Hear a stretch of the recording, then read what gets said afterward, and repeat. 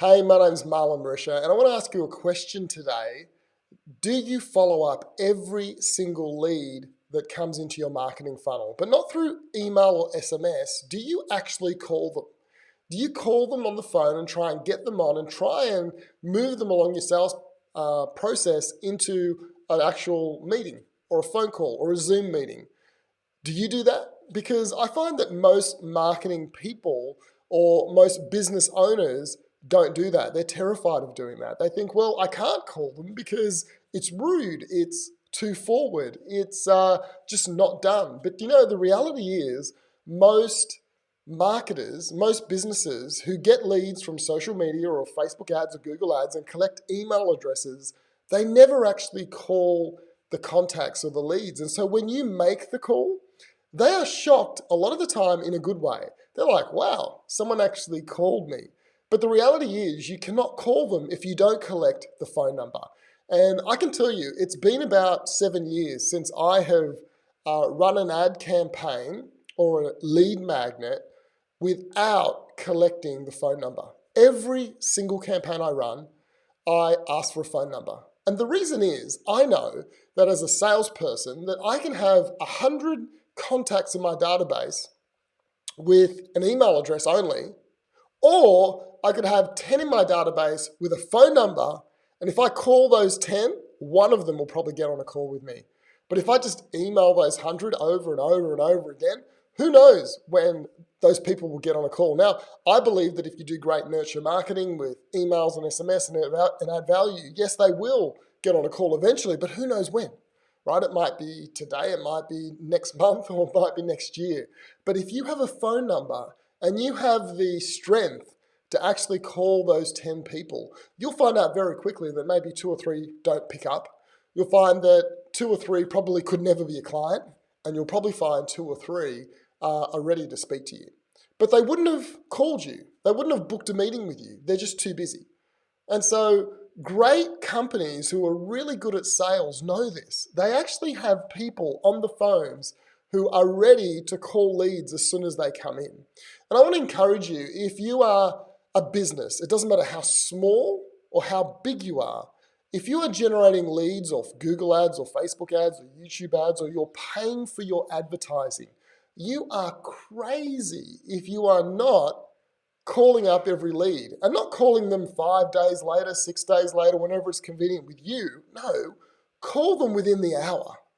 Call them within the day, because there's a lot of research that shows that the quicker you call a lead, once they enter your database or your funnel, the higher the rate of conversion. Let me tell you a story about myself, and this is why I started doing it, because about 7 years ago, I was looking at, I think it was buying a home.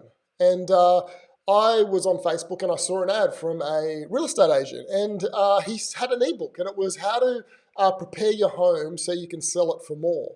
And I saw the ebook and I went, that looks really good. So I clicked the ad, I downloaded the ebook, I was on the train traveling to work, and I read it on the train. It was a real quick read. And I thought, oh, nice. And then I got to work, and about half an hour into the day, it was probably about 8:30, I get a phone call. And I say hello, and it's this guy who wrote the ebook. He actually called me as a real estate agent. And I then had a half an hour chat with him on the phone. And it was a wonderful chat. He answered all my questions. I had lots of questions. And he then asked me to take the next step. But the crazy thing is, and the disappointing thing for him and me, is that his real estate agency wasn't in an area where my house was, and so he couldn't sell my home. So I was really disappointed. He should have asked that question at the beginning of the conversation, not half an hour into it. So he learned a big lesson that day, I think. But it never left me that this guy downloaded, I downloaded his ebook, he called me, and I was happy to speak to him.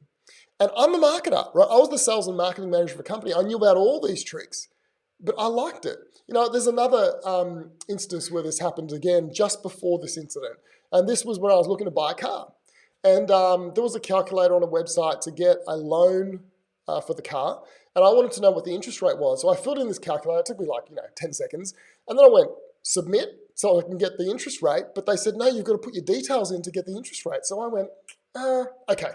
I just entered it. And literally within 15 minutes, when I entered my phone number and email address to get that interest rate, I got the interest rate, but 15 minutes later, a salesperson called me. And I was on the phone to this guy talking to him, and I was busy and I really didn't want to speak to him. And I said to myself, I remember saying to myself, Marlon, I will not go with this guy. I will not get a loan off him. Because I thought to myself, he's the first guy that rang me. He's a sales guy. I'm not sure if I even like him, but I stayed on the phone with him and he said, look, Marlon, I can give you a proper written quote. And I said, that sounds like a fair deal. But in the back of my mind, I'm thinking, I'm not going with him. I'll get the quote off him, but I'm going to do my research. I'm going to get the best rate. And at the end of a 20-minute conversation, he emailed me the quote and I never spoke to him for about 2 weeks. Anyway, 2 weeks comes, we find our car, and it comes down to the crunch, and I'm like, I got to get a loan. And I had not done any research. And so I'm like, the only loan I could think of was this guy. So I do a search in my inbox, I find it, I call him, and he got the job. He got the job. And I was saying to myself, I'm not going with him. But these two incidents really had a defining moment for me because I thought one of them got the deal and the other one, I would have given him the deal if it was in the right area. I thought, how powerful is that? The right person at the right time. If you call them, you will get a sale. And so it might be 1 in 20, it might be 1 in 10, it might be 1 in 5. Who knows what the rate is for you, right? But all I'm saying is that if you get on the offensive and you make sales a priority, and you get out of the marketing head and get into the sales head, there's a crossover between marketing and sales. The crossover is this. Marketing is about generating a lead.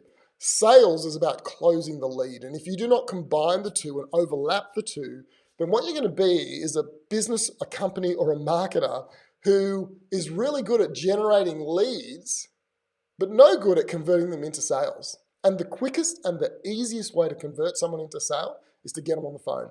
I always think I'd much rather have 10 leads in my database and know that 9 of them are never going to become a client and 1 of them is ready.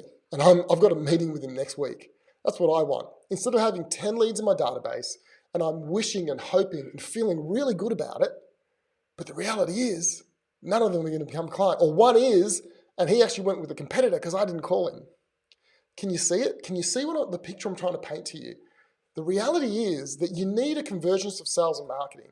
If you're paying for people to come into your funnel, call them up. If you're a small business owner and you have a local business, a service-based business, call them up. Either you do it as soon as they come in, as soon as the lead comes in, or you get someone in your business to do it. But don't run ads and just fill a database up, feel really good about yourself. And then in 3 months, you stop running ads because you haven't made any money and you spent all this money. And you're like, Facebook doesn't work. YouTube doesn't work. It's just useless to me. The reason why it's probably useless to you is because you never followed up and actually made a call. Do you know, in business, nothing happens until a sale is made. And as a business owner, your number 1 job is to make sales. It's not to get your accounting right. It's not to get your delivery right. It's not to make sure your staff are happy. Your number 1 job as a business owner is to make a sale. Because once you make a sale, you can keep your staff happy. You can deliver a great job for a client, an actual client. You can make sure that you have money to push through to your accountant and make sure that your accountant has work to do.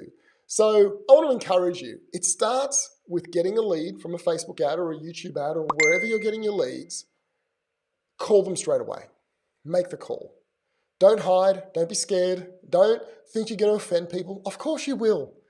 You can be the nicest person in the world and you'll offend someone. There are people that don't like Mother Teresa. Now, there's so many people that think that she wasn't what she said she was.